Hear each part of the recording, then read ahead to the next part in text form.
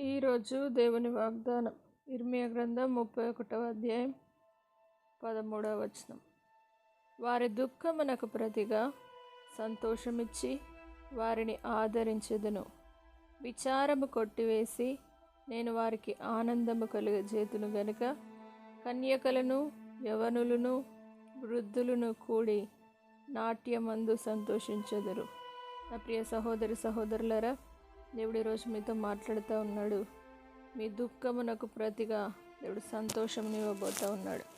సంతోష వస్త్రాన్ని మీకు ధరింపజేసి మీ జీవితంలో ఉన్న విచారాన్ని కొట్టివేసి ఆనందమును కలుగజేసే దేవుడు మీతో ఉన్నాడు. కాబట్టి మీ ప్రతి సమస్య నుండి దేవుడు ఈరోజే మీకు విడుదలను గ్రహించబోతూ ఉన్నాడు.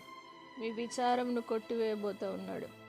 మీకు ఆనందమును కలుగజేసి మీ జీవితంలో నాట్యమాడే సన్నిధి, నాట్యమాడే సంతోషంగా గంతులు వేస్తూ దేవుని సన్నిధిలో మొరపెట్టే అనుభవం చేత దేవుడు నింపబోతున్నాడు. కాబట్టి ఈరోజే ఆ వాగ్దానాన్ని స్వీకరించండి. పరిశుద్ధాత్మ దేవుని సన్నిధిలో మీ విచారాన్ని దేవుడు కొట్టివేసి సంతోషమును అనుగ్రహించి మీ దుఃఖమునకు ప్రతిగా సంతోషమునిచ్చి ఆదరించి కాపాడును గాక.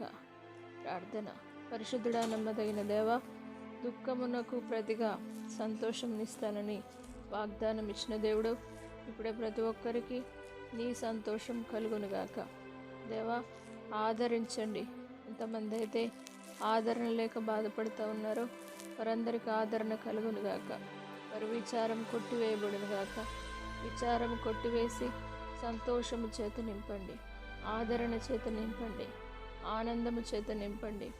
కన్యకలు యవనులు వృద్ధులు కలిసి నాట్యమాడుతూ సంతోషిస్తూ ఈ నామాన్ని హెచ్చిస్తూ మీరు చేసిన కార్యములను తలపోచుకుంటూ ఈ సన్నిధిలో ముందుకు సాగే అనుభవాన్ని దయచేయమని యేసు నామమును బట్టి అడిగి వేడుకుంటున్నాము తండ్రి. ఆమేన్.